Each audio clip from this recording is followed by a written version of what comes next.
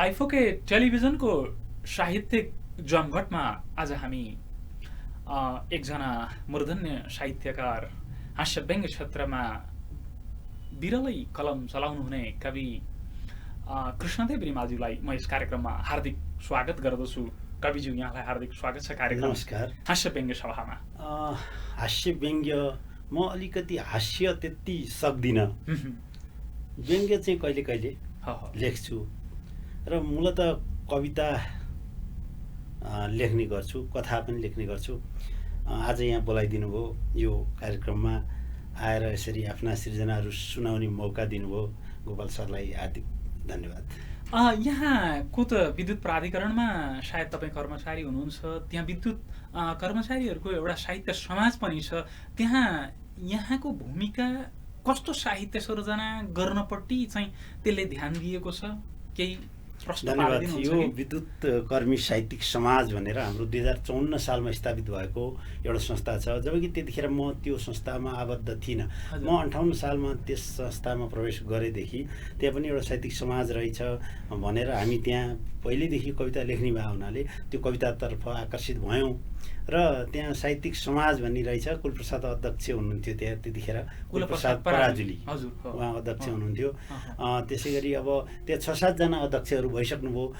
त्यहाँ मातृका पोखरेल हुनुहुन्थ्यो, अहिले भाषा आयोगको माननीय सदस्य हुनुहुन्छ, प्राज्ञनी हुनुभयो। रामेश्वर राउत मातृदास हुनुहुन्थ्यो, उहाँ पनि अध्यक्ष भइसक्नुभयो। मभन्दा जस्ट अगाडि चाहिँ रामेश्वर राउत मातृदास अध्यक्ष हुनुहुन्थ्यो। अहिले चाहिँ त्यसको अध्यक्षता साथीहरूले मलाई जिम्मेवारी दिनुभएको छ, मैले त्यसको अध्यक्षता गरिरहेको छु भन्नु पर्यो। र त्यसले चाहिँ मूल विशेष गरी 2 वर्षमा 2-4वटा कार्यक्रमहरू गर्छन्। हामीले गजल मुसायरा पनि गऱ्यौँ। त्यसै गरी 3 तिया भनेर 3टा कविका 3-3टा कविताहरू वाचन गर्ने खालको 3 तिया नामको कविताहरू पनि गऱ्यौँ। एउटा भिन्न भिन्न शैलीका कार्यक्रमहरू हामी गरिरहेछौँ। त्यहाँ भित्रका साहित्य कविहरूलाई पनि बाहिरी जगतमा परिचय गराउनको लागि केही कार्यक्रमहरू हामी गरिरहेका छौँ। र साहित्य बिजुलीमा इन्जिनियरहरू खालि प्राविधिक मात्रै हुन्छन् भन्ने छैन। त्यहाँ विष्णुबहादुर सिंह हुनुहुन्थ्यो इन्जिनियर, त्यहाँ वीरेन्द्र पाठक गीतकार हुनुहुन्थ्यो, त्यहाँ चाहिँ नि मोहनबहादुर कायस्थ इन्जिनियर हुनुहुन्थ्यो, जुजकाजी रञ्जित गायक प्रसिद्ध गायक त्यही हुनुहुन्थ्यो। उहाँहरूकै सान्निध्यमा हामीले पनि केही काम गऱ्यौँ र गरिरहेका छौँ। अहिले पनि विभिन्न कार्यक्रमहरू गरिरहेका छौँ। वार्षिक उत्सवमा हाम्रो 25 गते विशेष कविगोष्ठी हुन्छ त्यहाँ, त्यो पनि हामी तयारी गरिरहेकै छौँ। त्यसकै तयारीमा लागिरहेकै थियौँ। अब त्यसकै बिचमा अलिकति यो कुरा धन्यवाद कविज्यू, यहाँले प्रशस्त इन्फर्मेसन यहाँ हाम्रो दर्शकहरूमा राख्नुभयो। यो साहित्य सृजना विद्युत प्राधिकरणका त्यो जार्गनहरू कतिको साहित्यमा, यहाँको एउटा साहित्य समाज छ, त्यो जुन साहित्यिक जार्गन शब्दहरू हुन्छन् विद्युत प्राधिकरणका साहित्यमा कतिको त्यसले उर्वर भूमि पाएको छ साहित्यमा?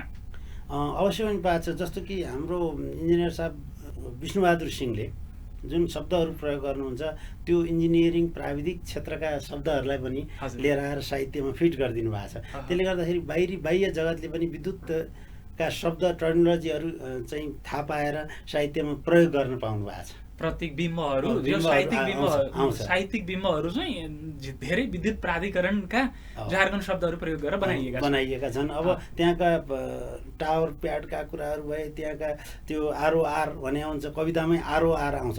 सामान्य मान्छेले त आरओआर बुझ्दैन, हजुर होइन। हामी त रन अफ रिभर प्रोजेक्टको त्यो टर्मिनोलोजीहरू त्यहाँ आइरहेको हुन्छ। टावर प्याड आइरहेको हुन्छ, त्यो राइट अफ वे आइरहेको हुन्छ। राइट अफ वे भने चाहिँ त्यो तार मुनिको जग्गालाई राइट अफ वे भन्छौँ हामी, जहाँ तार मुनिको जग्गा हुन्छ त्यसलाई, त्यो पनि शब्द बिम्ब बनेर आइरहेको हुन्छ। धन्यवाद कविज्यू। मैले यहाँलाई एउटा सृजना वाचनबाट कार्यक्रम शुभारम्भ गर्नका लागि मैले यहाँलाई आग्रह गरेँ। धन्यवाद। एउटा कविता वाचन गर्छु। भ्रष्टाचारीहरू रिसाउँदैनन्। भला आदमी जस्तो देखिने राष्ट्रसेवकले समयमा काम फत्ते नगरेपछि रिसले चुर चुर कुनै सेवाग्राही उसको टेबल अगाडि पुगेर तथा नाम गाली गरिरह्यो भने पनि भ्रष्टाचारीहरू रिसाउँदैनन्। उनीहरूलाई राम्ररी थाहा हुन्छ आफै रिसाइयो भने त सुस्तताको अतिरिक्ताङ्क झन् टाढा टाढा हुँदै जान्छ, त्यसैले भ्रष्टाचारीहरू रिसाउँदैनन्। निधारभरि पसिनाको मूल फुटाएर हत्केलामा जलजलाउँदा ठेला उठाउनेले मिठो मसिनो खाएको सुहाउँदैन, राम्रो नाना लगाएको सुहाउँदैन, सुन्दर घरमा बसेको सुहाउँदैन, त्यो सुहाउने देह अर्कै हुन्छ, फकाएर त्यो स्थानान्तरण गर्नुपर्छ, त्यसैले भ्रष्टाचारीहरू रिसाउँदैनन्। रिसालाई कसैले नमस्कार गर्दैन, रिसालाई कसैले नमस्कार गर्दैन, रिसाले मेसो मिलाएर कुरा गर्नु पनि जान्दैन, रिसाको माथि माथि सम्बन्ध पनि हुँदैन, रिसको आवेगमा सबै बर्बाद हुन्छ, त्यसैले भ्रष्टाचारीहरू रिसाउँदैनन्। मान्छेहरू बेकार खेदो खन्छन्, भ्रष्टहरूले देश सिद्ध्याए भन्छन्, शान्त स्वभाव वास्तै गर्दैनन्। अरू झैँ रिसाउँदैमा कहाँ हुन्छ, त्यसैले भ्रष्टाचारीहरू रिसाउँदैनन्। भ्रष्टाचारीहरू रिसाउँदैनन्, थेत्तारा बनाइसकिएका छन्, घोस्ता घोस्ता तिनलाई सानो तिनो त्यो भालाले छुँदै छुँदैन, एकदमै खाक भएको छ जिउ। तिनी भ्रष्टाचारीहरूको विषयमा यहाँले कुराहरू उठाउनु भयो। यहाँ पनि नेपाल विद्युत प्राधिकरणको कर्मचारी हुनुहुन्छ, अनि तपाईँले त्यस्ता अवसरहरू कतिको भेट्टाउनु भएको छ र त्यस्तोलाई कतिको यहाँले चाहिँ त्यसका विरुद्धमा यहाँले कतिको आवाजहरू बुलन्द गर्नुभएको छ आफ्नै संस्थाभित्र चाहिँ? अब राष्ट्रसेवक भएको नाताले ती सबै कुराहरू कसरी भन्नु पर्छ मैले भन्ने कुरो म त्यति जान्दिनँ। तैपनि म आफूले तन मनले र विवेकले भ्याएसम्म भ्रष्टाचार, अनाचार, दुराचार जति पनि हुन्छ कर्तव्य क्षेत्रमा त्यस्ता कर्महरूबाट आफू बच्ने गरेको छु र अरूलाई पनि त्यस्ता कर्ममा उत्प्रेरित नहुन अभिप्रेरित गर्ने गरेको छु। आफ्ना सिर्जनाहरूद्वारा पनि साथीभाइहरूलाई, अरूहरूलाई यो नगरौँ, यस्तो कामले यस्तो हुन्छ भनेर सम्झाइ बुझाइ चाहिँ गर्ने गरेको छु। त्यस भावनाले हामी केही जागृत भयौँ भने अवश्य पनि त्यो मार्गबाट हामी निवृत्त भएर सत्मार्गमा लाग्न सक्छौँ। हामीहरू नै जागृत हुनुपर्ने हो। सबैजनाले बाहिरबाट हेर्दाखेरि कर्मचारीहरू भ्रष्टाचारी हुन्छन् भनेर आम रूपमा भनिन्छ, तर सबै हुँदैनन्, सबै हुँदैनन्, केही मात्रामा हुन्छन्, 2-4 जना हुन्छन्, थोरै मात्रै हुँदैनन्, धेरै त यस्तो होइन। भ्रष्ट नै छन् भन्ने एउटा आम मूल्याङ्कन छ। कर्मचारी देख्यो भने जनतालाई त्यतिकै पारो तातेर आउँछ, धेरै ठाउँ मैले देखेको छु। तपाईँले भनेको कारण के छ भने भ्रष्टाचारीहरूको आवाज ठुलो हुन्छ क्या। हजुर। त्यसो भएर उनीहरू भ्रष्टाचारीहरू, मैले अघि कवितामा पनि भने कि भ्रष्टाचारीहरू चाहिँ नि रिसाउँदैनन्, शान्त स्वभावका हुन्छन्। अनि अरू मान्छेलाई, सध्य मान्छेलाई के नजरले हेर्छन् भने यो सबैजना भ्रष्टाचारी होलान् भनेर उनीहरूले अनुमान गर्छन्। भ्रष्टाचारीले चाहिँ सध्यलाई पनि भ्रष्टाचारी नै नजरले देख्छ। अरू सध्य मान्छेले चाहिँ भ्रष्टाचारीलाई नि गरे देखा हुँदैन, यो पनि सध्य नै होला भन्ने देखिरहेको हुन्छ। त्यसो भएर सध्य मान्छेले सध्य धेरै छन् भन्ने देख्छ, भ्रष्टाचारीले भ्रष्टाचारी धेरै छन् भनेर देख्छ। वास्तवमा भ्रष्टाचारी थोरै नै हुन्छन्, अनि त्यो हल्ला धेरै हुन्छ क्या। हल्ला धेरै हुन्छ, उसले भ्रष्टाचार गर्यो, उसले भ्रष्टाचार गर्यो भनेपछि ओहो सबै भ्रष्टाचारी रहेछन् कि भन्ने हुन्छ। तर भ्रष्टाचारी धेरै चाहिँ हुँदैनन्, त्यो थोरै नै हुन्छन् मेरो विचारमा चाहिँ। धन्यवाद। देश बनाउनुपर्छ, देशलाई हामीहरूले समृद्धतिर यात्रा गराउनुपर्छ, त्यसैले हामी भ्रष्टाचार हुनु हुँदैन, यस्तै यहाँले राख्नुभयो। आफ्नो विचारका लागि यहाँलाई धेरै धेरै धन्यवाद भन्दै म कविज्यूलाई पुनः दोस्रो सृजना वाचनतिर म डोर्याउन चाहन्छु। एउटा छोटो कविता छ, खेत शीर्षकको। हजुर। म बाँझो फुटाइरहँदा तिमी तासको खालमा थियौ, म बाँझो फुटाइरहँदा तिमी तासको खालमा थियौ, मैले आली लाएर पानी जमाउँदा चौतारीमा हावा खाँदै थियौ, म घाममा बाउसे गर्दै गर्दा तिमी छाताको सियालमा थियौ, जब पानी पसिना र मलको त्रिवेणीले सुनौला बालाहरू लहलहाए तिमी त्यो सुँगेर आलादी थियौ, बिटा लाउने दिन तिमी आयौ र मधुर स्वरमा भन्यौ कान्छा नपोखिकन खन्याएस है धान, अन्नको गेडो बनाउँदा कति गाह्रो हुन्छ, तिमीहरू जस्ता खेत नभएकालाई के थाहा। खेत श्रमको महिमा हो। श्रम गर्नेहरू महान हुन्छन्, तर श्रम गर्ने मान्छेलाई हेपिन्छ हैन? उसैले श्रम गरिरहेछ, उसैले खेत आलिरहेछ, उसैले पानी लगाछ, उसैले बिटा लगाछ। तिमीहरू जस्ता खेत नभएकालाई अन्नको गेडो भित्राउन कस्तो गाह्रो हुन्छ के थाहा भनेर तिनै मालिकले भन्छ।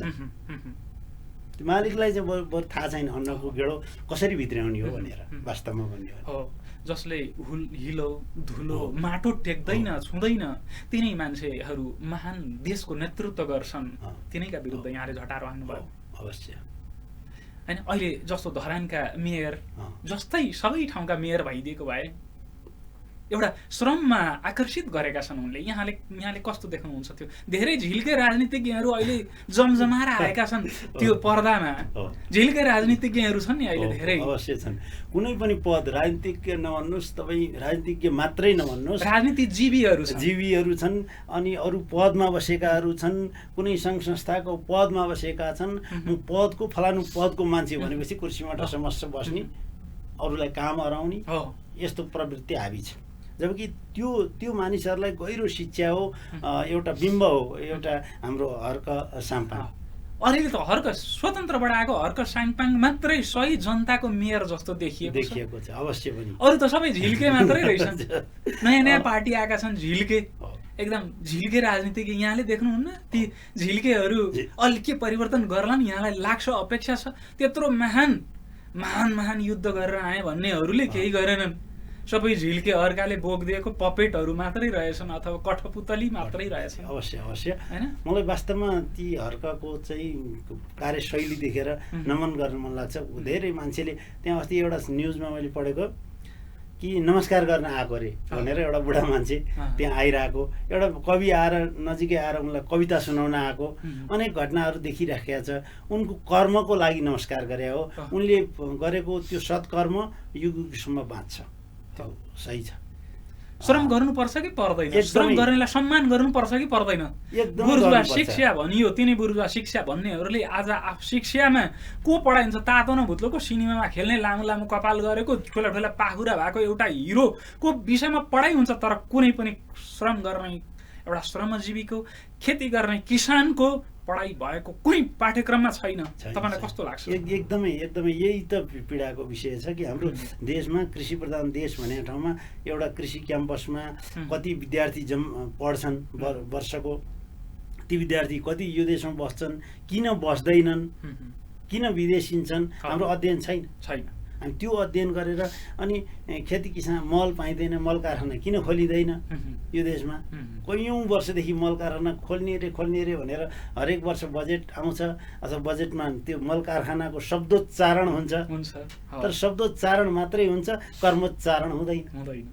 त्यसले गर्दाखेरि यो श्रम गर्नुपर्छ भन्ने यहाँको मान्यता छ। एकदम धन्यवाद, सलाम छ कविज्यू। तपाईँ श्रम गरेको पनि धेरै ठाउँ देखेको छु, त्यसैले तपाईँलाई सम्मान पनि गर्दछु म। र कविज्यूलाई म पुनः अर्को रचना वाचनका लागि म आग्रह गर्दछु। अब किसान मरेको देश। खेत बाँझो छ, कुलो सुक्खा छ, किलो रित्तो छ, कुँडे खाली छ, कुँडार उजाड छ, यति प्रमाण काफी छ कविताको शीर्षक राख्न। खेत प्लटिङ गर्न दिन्छ, राजकुलोमा सडक बनाउन डोजर चलाउँछ, किलो काटेर नाकाबन्दीमा दाउरा बाल्छ, दुध खाँदैन रक्सीको ज्वाइँखट्टे खान्छ, लसुन धनियाँ धरी किनेर खान्छ, यति प्रमाण काफी छ कविताको शीर्षक राख्न। जोत्न होइन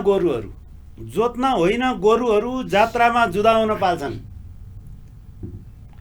दुध तताएर होइन भैँसीको मोमो नै पकाएर खान्छन्, ओथारो राख्दैनन् पोथीहरू चिकन चिल्ली चपाउँछन्, यति प्रमाण काफी छ कविताको शीर्षक राख्न। धन्यवाद। कविता अहिले श्रम गर्ने श्रमजीवीहरू वैदेशिक रोजगारमा लाउरे प्रवृत्ति थियो, लाउरे प्रवृत्ति डेभलप भएर तोरी लाउरे प्रवृत्ति डेभलप भएको छ।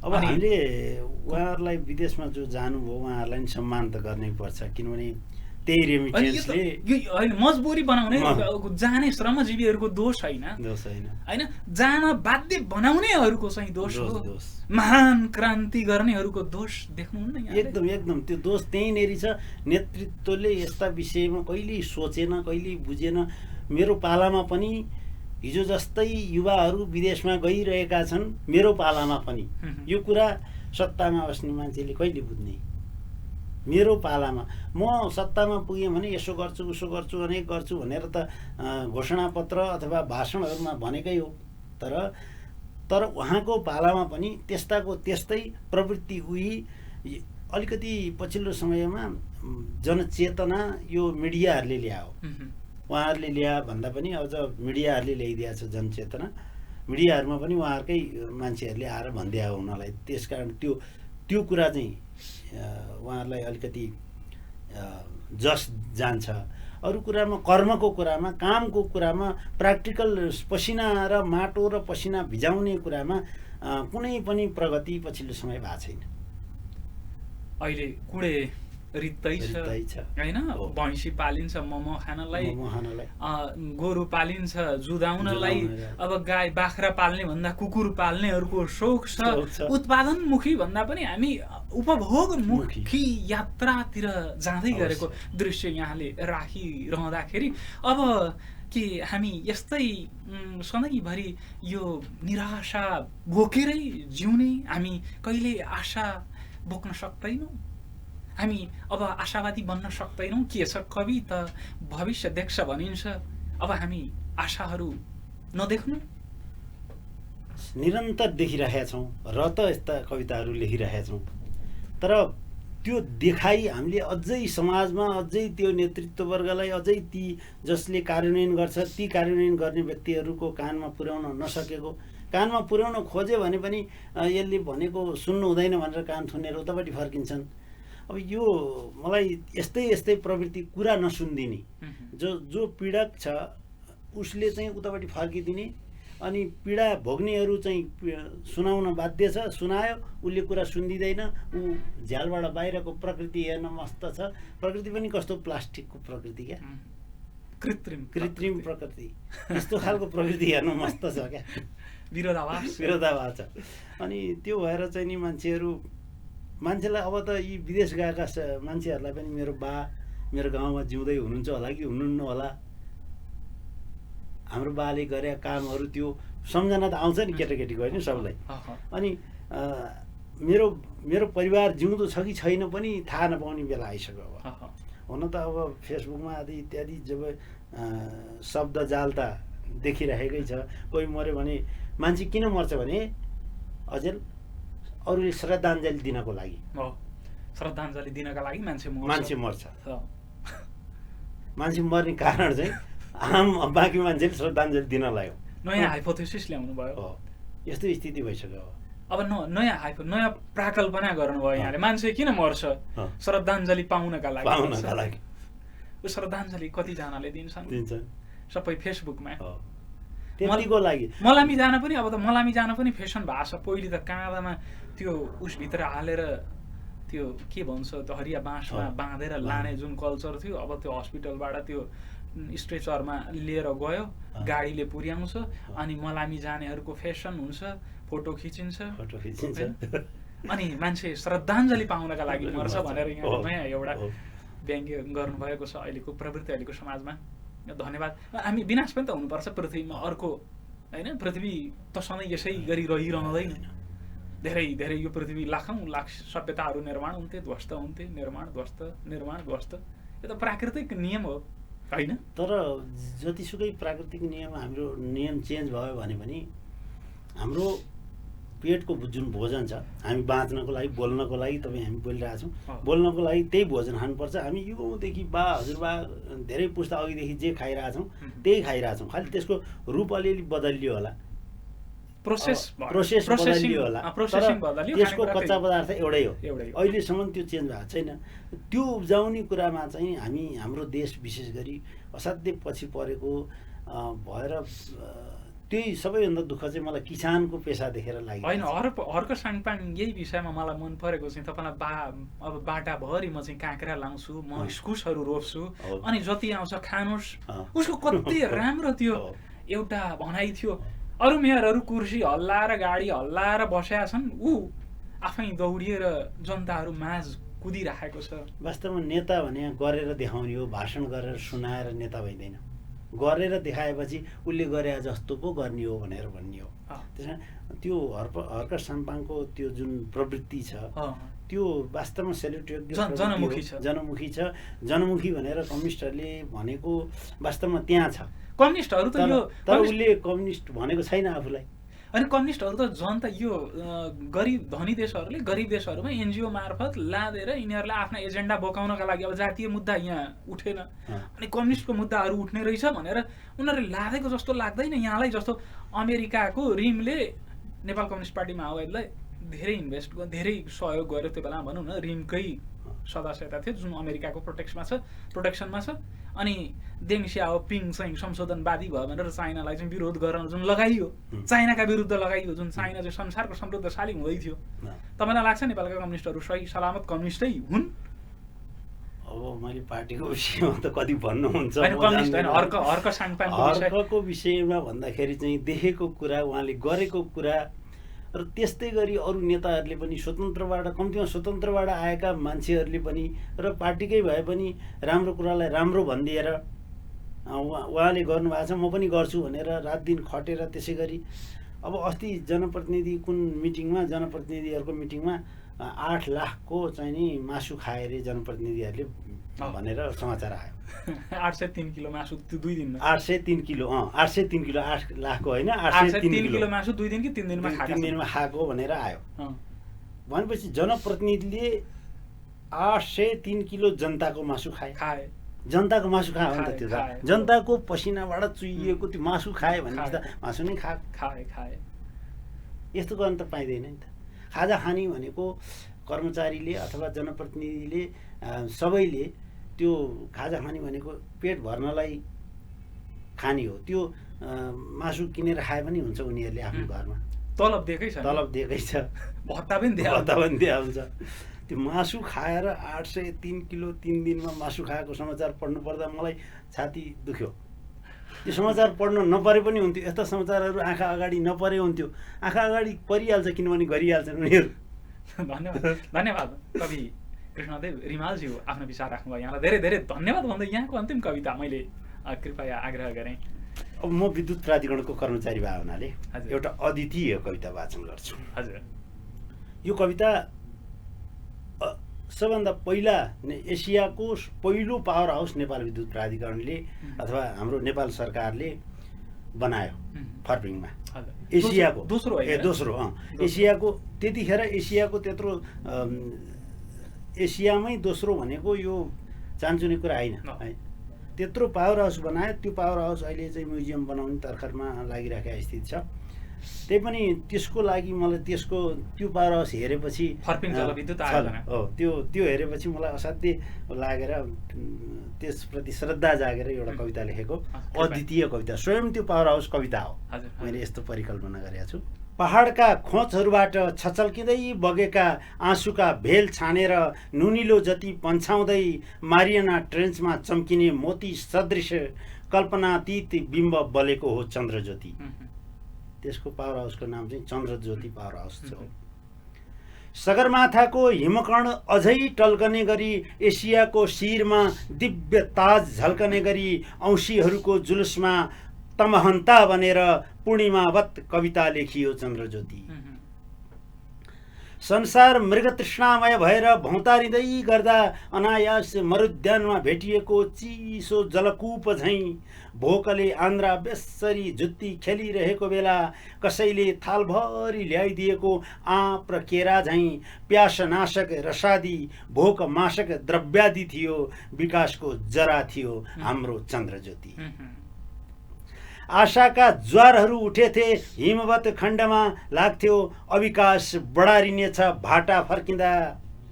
हेर्दा हेर्दै कुपोषण भएको बालक जस्तै पिर्लिक्क आँखा पल्टेको रुग्ण देह भएछ। अनि आफै नै बढाइएछ चन्द्रज्योति। भिल्लहरूले खुर्कनुसम्म खुर्केछन्, खुर्पामा बिँड हालेछन् श्रीखण्डको, दिगदिगान्तर फैलने वासना खुम्च्याएर रक्षानमा फ्याँकिएछ चन्द्रज्योति। छाला काटिएछ, देह विरूप पारिएछ, नशा काटिएछ, देह रस चुसिएछ, आधा रातमा उदाएको भास्कर समान उज्यालो नहुँदै अस्ताएछ चन्द्रज्योति। धन्यवाद।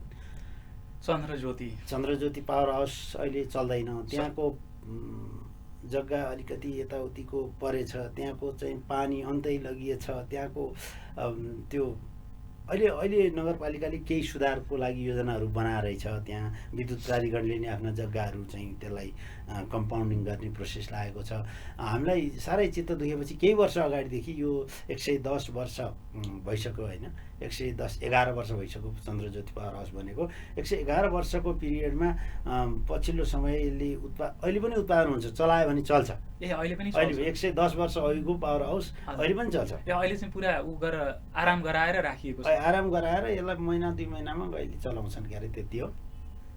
अनि यसको पानी नै अहिले अन्तै खानालाई प्रयोग गरिएको छ, त्यहाँ पानी नभएको हुनाले त्यति हो। तर गएर अलिकति पानी भएको बेलामा चस्स लाएर महिना 5 दिनमा एक दिन त्यसलाई मिसिन तन्दुरुस्त रहोस् भनेर चलाउने चाहिँ गरेको छ।